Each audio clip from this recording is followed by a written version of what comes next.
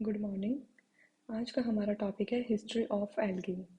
Algae की history के बारे में हम देखेंगे कि कैसे कैसे जिन्होंने अध्ययन किया इसके बारे में, तो इसकी अध्ययन की शुरुआत कहाँ से हुई और किस किस प्रकार से किसने कौन कौन सी एल्गी खोजी, तो इसके बारे में हम देखेंगे। शैवालों का इतिहास। लीनियस। सबसे पहले लीनियस ने 1753 में एल्गी टर्म यूज किया, जो कि बहुत इंपॉर्टेंट है कि एल्गी टर्म सबसे पहले यूज किसने किया था। 1753 में लीनियस ने। फिर देखते हैं ब्रायोफाइटा के हिपेटेसी में इसको स्थान दिया था, तो सबसे पहले एल्गी टर्म लीनियस ने यूज किया और साथ में ब्रायोफाइटा के जो हिपेटेसी है, हिपेटेसी जो कुल होता है, फैमिली है, उसमें इसको रखा था एल्गी को, लीनियस ने। फिर देखते हैं ALD जूसे 1789। इन्होंने क्या किया, एल्गी को ब्रायोफाइटा से अलग किया। तो लीनियस ने तो क्या किया था कि एल्गी टर्म यूज में ली और ब्रायोफाइटा को हिपेटेसी में रखा। ब्रायोफाइटा के जो हिपेटेसी है उसमें एल्गी को रख दिया इन्होंने। फिर ALD जूसे ने क्या किया, एल्गी को ब्रायोफाइटा से अलग किया। फिर 1900 तक आते आते एल्गी इतनी अधिक स्पीसीज खोजी जा चुकी थी एल्गी की कि एल्गी के क्लासिफिकेशन की आवश्यकता हुई। पहले तो इसे ब्रायोफाइटा में रख दिया, फिर अलग कर लिया, लेकिन जब धीरे धीरे टाइम के साथ इसकी इतनी सारी स्पीसीज हो गई कि अब यह जरूरत महसूस होने लगी कि अब इसका क्लासिफिकेशन किया जाने लगा जाए, तो इस वक्त अब क्लासिफिकेशन की इसकी शुरुआत हुई। फिर उसके बाद है आर रोथ 1797। इन्होंने क्या किया, हाइड्रोडिप्टियोन और रिवोलेरिया की खोज की। टर्नर फ्यूकस के रिप्रोडक्शन के बारे में जानकारी दी।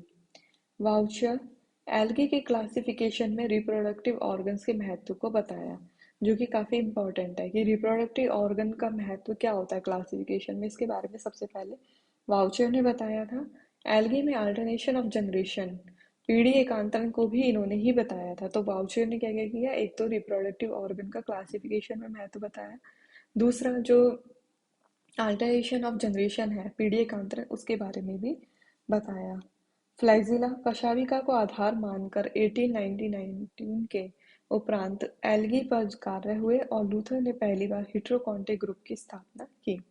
तो सबसे पहले किसके, रिप्रोडक्टिव ऑर्गन के आधार पर इनका क्लासिफिकेशन किया जाने लगा।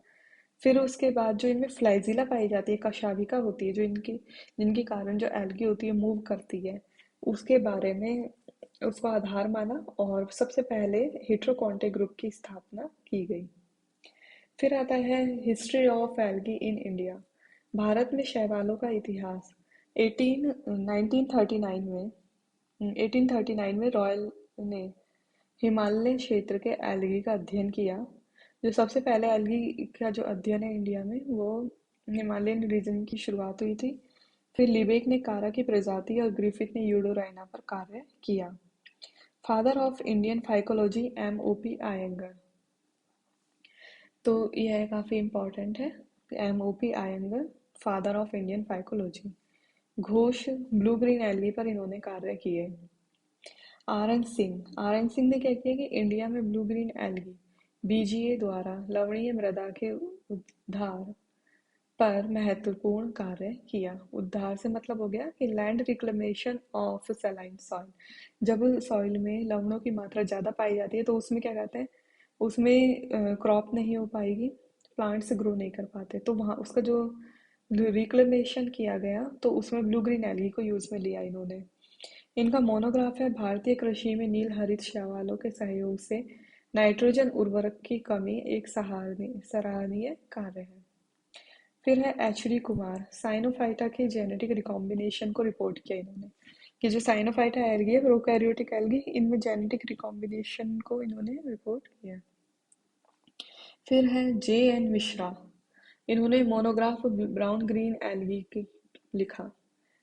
Brown algae of India, brown algae of India के बारे में इन्होंने जानकारी दी। Thank you.